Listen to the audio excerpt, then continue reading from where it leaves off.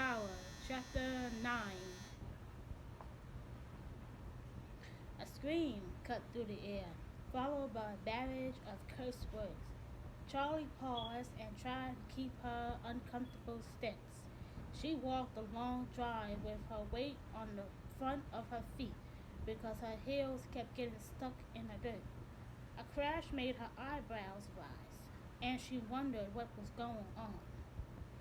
She gripped her bag to her side, then looked on the ground for something she could use to protect herself if she had to. She'd come too far to turn around, but she wasn't certain about moving forward. But what else could she do?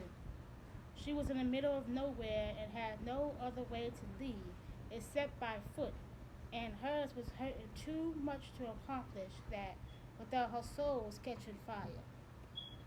A crash similar to dishes hitting a wall sounded through the open windows of the eyesore of a dilapidated house. It was 2 stories high, painted in awful lemon yellow, and had baby blue shutters. Suddenly, all was quiet. Charlie stood in place waiting to see if it was safe to approach. She reached into her purse and retrieved her cell phone. She shook her head. It still had no reception. She exhaled, put it back, then walked on tiptoe toward the now quiet house. She just passed a broken down car that was supported by bricks instead of tires, and was almost to the porch when a larger girl burst through the screen door at top speed, then leaped off the porch. Her hair was wrapped around her head, held in place by gobs of silver duckbill clips, and shoes were in her hands. She paced back and forth, swinging the low heels back and forth like weapons. Bring it! Come on out here so we can do this. It was an accident and you know it. Now, you want to act stupid after I just got my feet and hands did?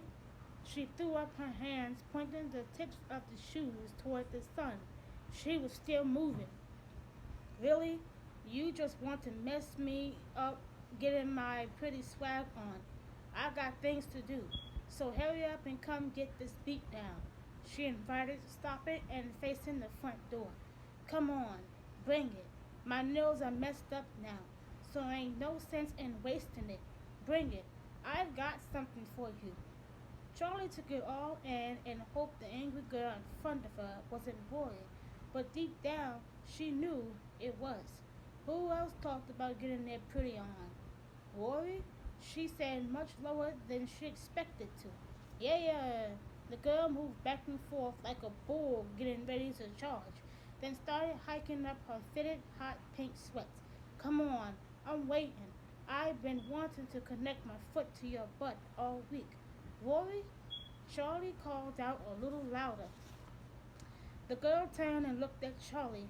Fire was in her eyes, and her nostrils flared at her chest as her chest rose and dropped with every breath.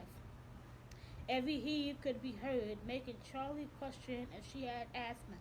When the girl took a step forward, looking like she was ready to pounce, Charlie wondered if she'd have to fight. The rage in the air was thick enough for Charlie to feel it, and for seconds, time froze. Everything disappeared as Charlie's survival instinct kicked in. Charlie no longer cared that she was in the middle of God, knew where or not how mad the girl thought she was. Charlie was ready and skilled. She learned how to cook with the best of them back in Illinois, and would have been more than willing to introduce the girl to two fists and a head split if needed. Charlie, the girl asked, and time ticked again. What you doing here? She asked, switching personalities and cutting off her anger. Charlie, my girl, what's up? She smiled, making her way over to where Charlie stood. Rory, I thought that was you. Charlie began, then pointed.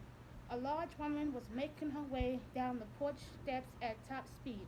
In one hand there was a cast iron frying pan, and in the other was a bat. Rory, look out. Rory turned around and looked over her shoulder. Oh no, she said. They picked up speed, moving toward Charlie, then grabbing her hand. I hope you can run, Charlie. She's big, but she can move.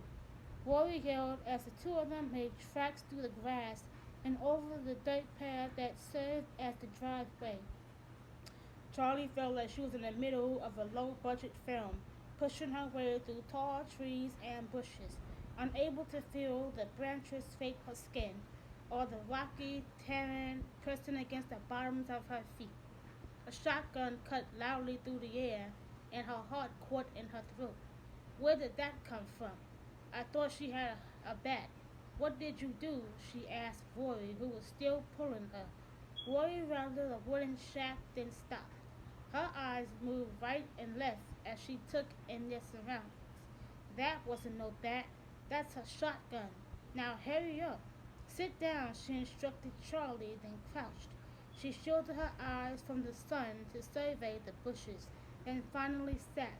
She stretched her legs in front of her, then held her hand to her chest until her breathing softened. We have about 5 minutes before she realizes which hidden spot I'm in. Charlie tilted her head. She couldn't have heard right, she told herself. Not now. Not when her feet felt like someone had shot nails through them. Serious? Rory, what did you do?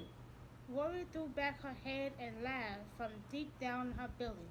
She grabbed her midsection and tried to pull down her white tank top over her exposed stomach, but there was just too much stomach to do so.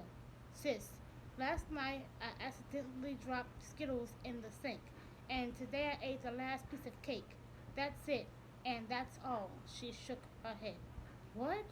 Charlie began, then was interrupted by the sound of a shotgun cutting through the air. She was on her feet before she knew it, running to wherever. She wanted no part of Rory and her sweet tooth or the problems that came with them, but felt like she needed to hide. This way, Rory said, running around the shack and heading toward a car. She dug in her bra while her feet were in motion, pulled out a key, and cried out in pain. Charlie watched as Rory's almost 200 plus pounds flew through the air as if she had sprouted wings, then closed her eyes when she saw Rory headed toward the ground. A thump noise let her know that Rory had landed and more than likely had bounced. Charlie opened her lids, then held her breath. Rory was spread out on the ground, face down with her legs splayed. She moaned. Charlie ran over to her. You all right? Rory tried to shake her head, but stopped midway. I think I broke my toe and my head, she began, then stopped when another shot was heard. Man, we gotta go. Charlie or my auntie will shoot both of us. Charlie laughed. She couldn't help it. The whole display had been more than she could stand, and she was sure someone somewhere was filming her. What was going down just couldn't be real. No, she wouldn't, Charlie said. That's your family. Rory held out her arm, then turned her wrist. There was a small circular scar on the inside of her bicep. Yes, she would. Again. Another gunshot cut through the summer day, and was louder than before, a sign of Rory's aunt being closer to them. Charlie reached down and pulled up Rory, then helped her hop to the car on her one good foot. You're gonna have to drive, Carly. I can't. Charlie gulped. The last time she drove, she pulled directly into a ditch. I don't know. One more shot rounded off. Okay. Give me the keys. Give me the keys. Charlie said twice, then helped Rory into the passenger seat. She closed the door and was around the car in the driver's seat before she knew it. She stuck the key in the ignition, but it wouldn't turn. Rory shook her head, then pressed the key further into the ignition until they heard a slight click. Here, hold this in place. It doesn't fully work, meaning it won't turn. I really don't think it ever has. But if you keep it pressed in. She reached over, fiddled with some wiring under the steering wheel, and the car came to life. Ta-da! It'll make it start. She shook her head. Ghetto, I know, but nobody has money around here to get locks and ignitions changed. We just rewire it, she said, looking around. Uncertainly was tugging at Charlie.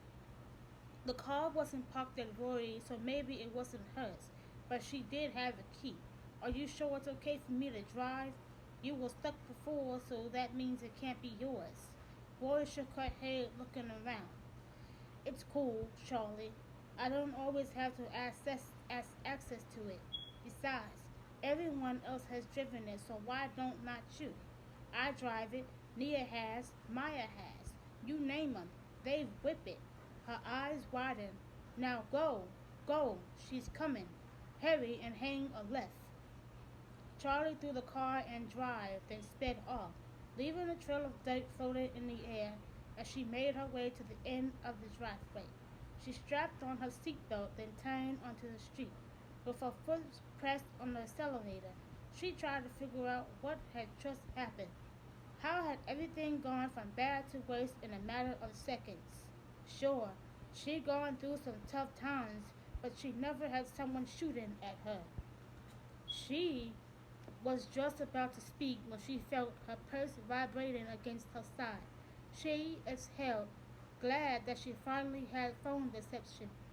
It had to be Liam or the camera crew, she believed, reaching into her bag and grabbing a cell phone to answer it. Liam's name floated across the screen, and Charlie's adrenaline slowed. Finally, a break, she told herself and accepted his call. Hello? She began, then noticed the blue lights flashing behind her. She dropped the phone on her lap. She hoped the cops didn't see her talking on the cell while driving. Don't hang up, Liam. Five O's behind me, she yelled. It's the Pope boat, Charlie girl. You better pull over, 'cause I don't feel like going back to jail. Rory demanded, slapping her palm against the dashboard. Like, comment, and subscribe on this video. Bye.